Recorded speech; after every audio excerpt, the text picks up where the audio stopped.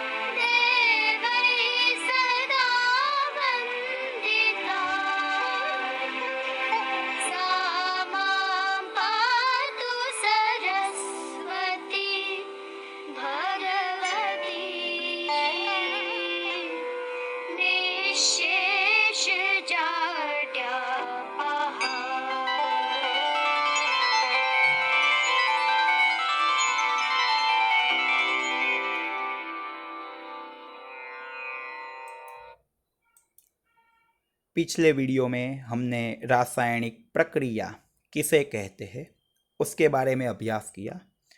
आज हम रासायनिक प्रक्रिया के प्रकार कौन कौन से होते हैं उसके बारे में अभ्यास करेंगे।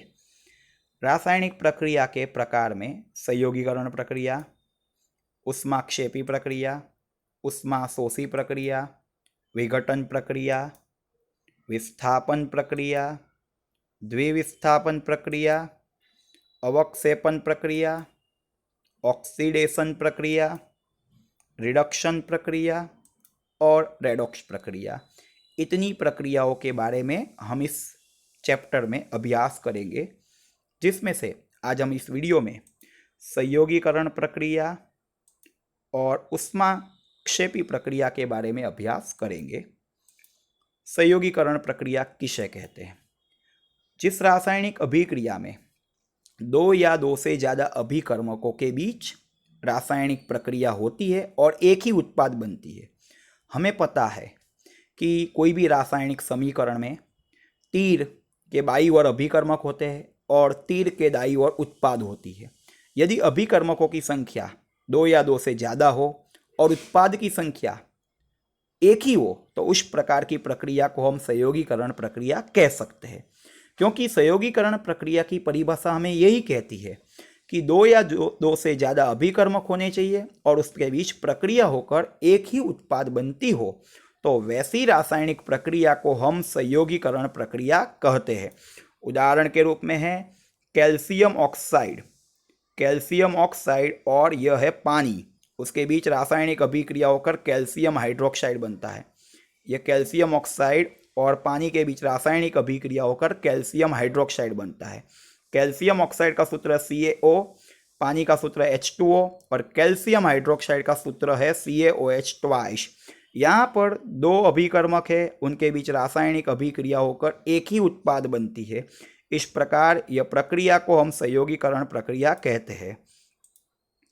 देखो, कैल्शियम ऑक्साइड और पानी ये दो अभिकर्मक है, ये अभिकर्मकों के बीच रासायनिक अभिक्रिया होकर एक ही उत्पाद कैल्शियम हाइड्रोक्साइड बनती है, अर्थात इस रासायनिक अभिक्रिया को संयोगीकरण प्रक्रिया हम कह सकते हैं।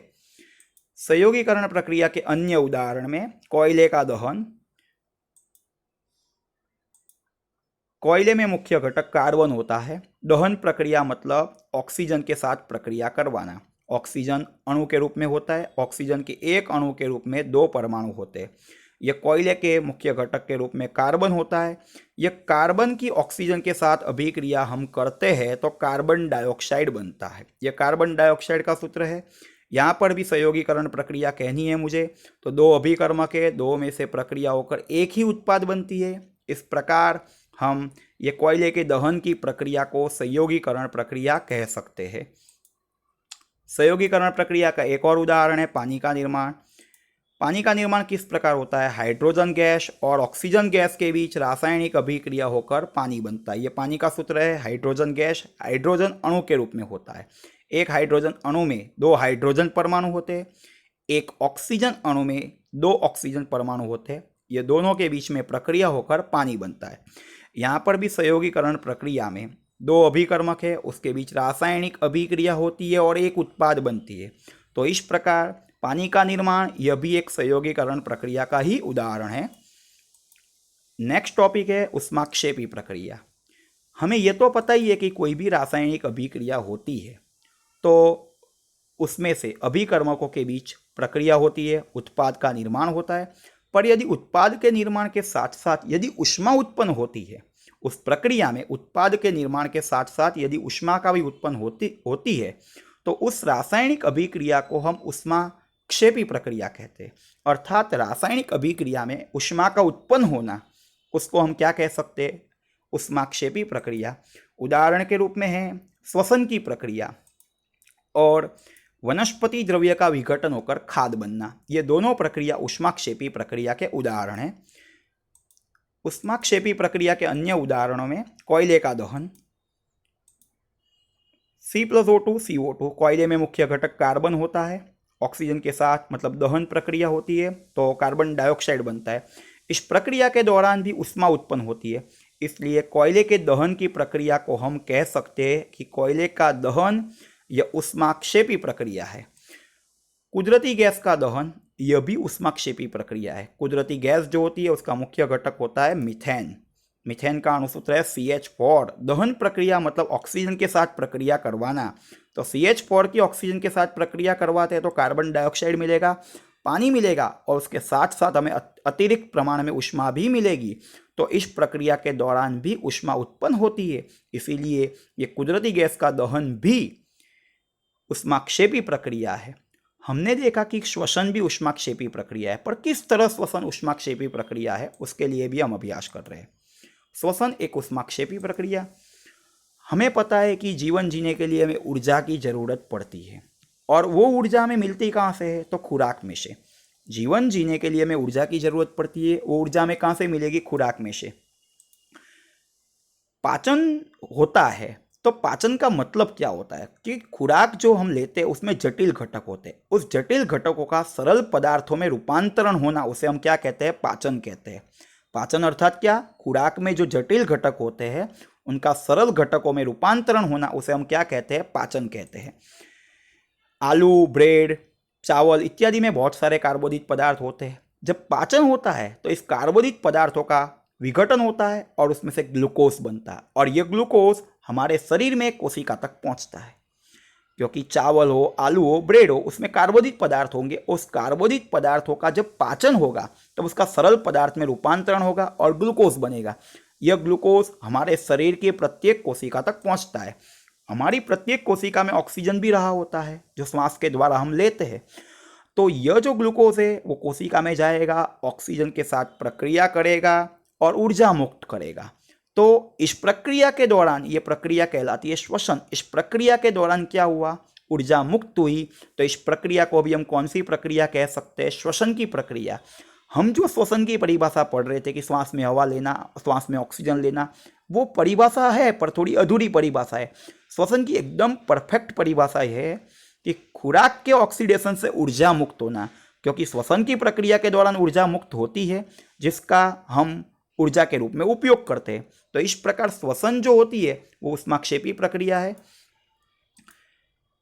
ये श्वसन की प्रक्रिया का जो समीकरण है, जो हम ग्लूकोज है जो कोशिका तक पहुंचा, ग्लूकोज का सूत्र है C6H12O6, वो कोशिका में रहा हुआ ऑक्सीजन होगा, उसके साथ अभिक्रिया करेगा तो बनेगा कार्बन डाइऑक्साइड, पानी और एटीपी। एटीपी मतलब ऊर्जा, जो ऊर्जा हमारे शरीर में संग्रह होती है और उस ऊर्जा का उपयोग हम विविध कार्य के लिए करते हैं। अर्थात श्वसन की प्रक्रिया के दौरान भी ऊर्जा उत्पन्न हुई। ऊर्जा उत्पन्न हुई अर्थात यह प्रक्रिया ऊष्माक्षेपी प्रक्रिया है।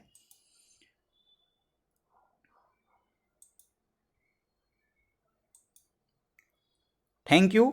यह वीडियो आपको पसंद आया हो तो इस वीडियो को लाइक करिएगा, अपने मित्रों को शेयर भी करिएगा और इस सिद्धि हिंदी विद्यालय यूट्यूब चैनल को सब्सक्राइब जरूर करिएगा। वीडियो देखने के लिए धन्यवाद।